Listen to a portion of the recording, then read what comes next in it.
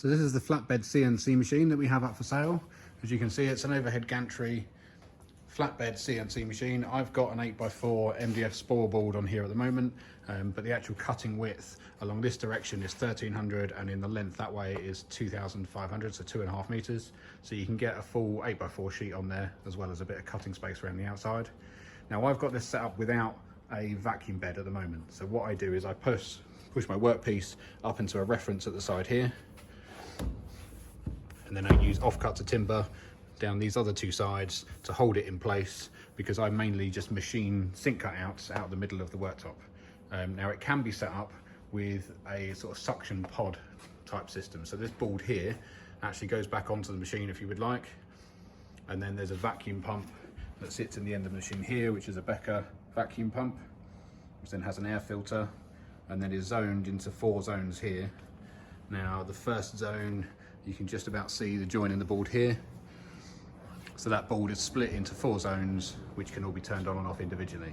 What you then do is install little rubber buffers like these into any holes that you don't need. And any holes where you do, you can install one of these. So this is like an interface pad. So it's got a rubber seal around the outside on both sides. So you install that over a couple of holes in the board and then put your workpiece over the top of it, ideally a couple of pads at least. And you can then use the vacuum pump to hold your workpiece in place while you machine it. So as I say, the machine can either be shipped as it is now with that supplied with it, or that can be completely reinstalled so it's got the suction pods all up and running for you. So, overhead gantry machine. This is controlled using Mach 3, which runs on a very old Windows 97 PC, but it works fine. So the gantry can be moved manually just by using the keyboard. So you've got left, right, up and down, and you can change the orientation of this. So because I have the controller this way, then pressing that arrow moves the gantry that way. But that can all be changed. So if you have your control set up in a different way, it can be changed so it's more logical for your setup. You can also use page up and page down to raise and lower the spindle. This dust shroud, it just pulls off and then comes out of the hose, and you can then get access to your tool change. So it's a manual tool change machine. It's an ER32 collet, and it's also been set up with sort of an auto tool height adjust. So you lower that down somewhere near the workpiece, and you've then got these 2 little gadgets here, which you can install by clipping that onto the bit. I've come down a little bit too low, so let's do page up.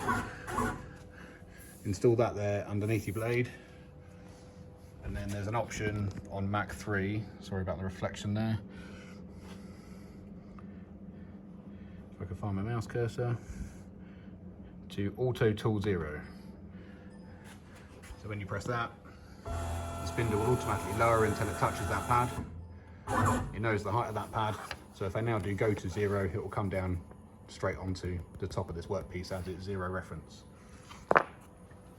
The spindle itself is relatively new. I think it was bought a year or so ago, bought in from a spindle maker in China.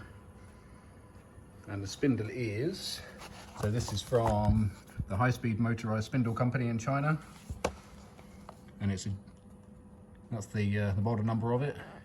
Sorry, no, not that one, this one here, JDG 125 5.5. So it's 125 mil in diameter around the spindle.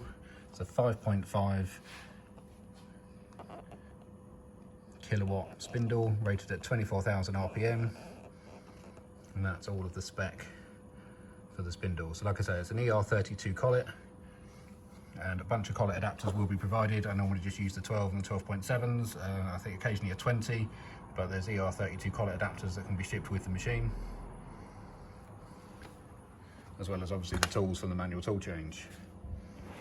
So the programs are something that I generate on Fusion 360, so they can then be loaded into here as tap files.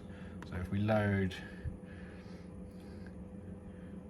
one that I think I've got available in a different video that shows you how the code is generated, but it then loads a preview over in this corner of the tool paths it's going to take.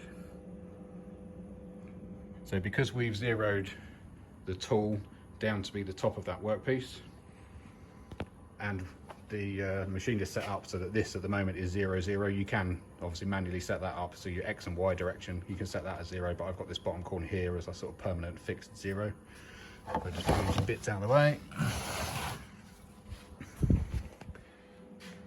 If we then cycle start over here, it will move the spindle up to give you the right height to do a tool change, and it's telling you that it will need manual tool change to tool T2. We're not actually cutting it, so we're not really too bothered what tool's in there. That will then start the spindle up.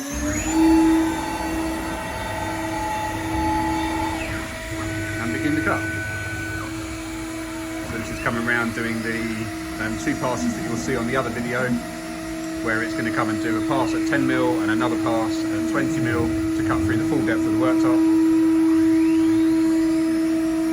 In fact, you can just see in the spore board the border of the sink it cut last, so it's still following. And then this is the offcut that came out of the last sink it cut. We'll just stop that for a moment because it's quite noisy.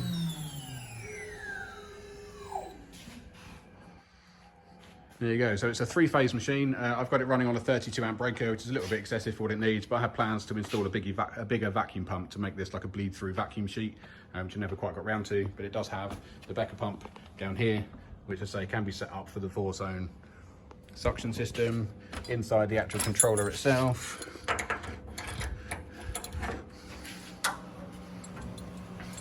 We are running a PC up here, which has got a solid state hard drive. And then these are all of your control systems. So it's got the UC330 USB controller, which is upside down in that video, sorry about that. And then all of your inputs and outputs, all of your stepper motor drivers over here, power supply, and your incoming electrical protectors. In with the spindle upgrade, it also upgraded the VFD, so the driver that runs the spindle. This is a brand new Schneider VFD, which is all set up to match that spindle.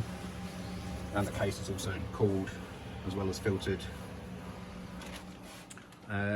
Water cooling, so this is a water cooled spindle. So in the top of the spindle here are 2 inlets, or 1 inlet, 1 outlet for water to be passed through. Obviously, as you can see, that's not set up. So because I'm only using this to cut out worktops, each cut is over in a matter of minutes, so the spindle doesn't get warm enough for it to be a problem. But if you plan to put this machine through a lot of use, it can be set back up. And the system is already installed from the previous spindle.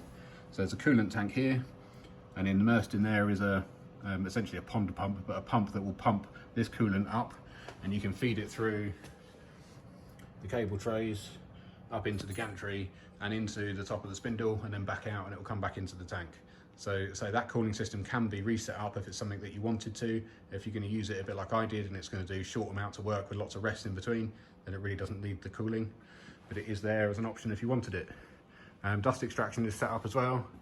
So we have this connected up to a very old DCE dust extractor, which is also up for sale if you're interested. But there we have it, so the Flatbed CNC machine. Thank you for watching.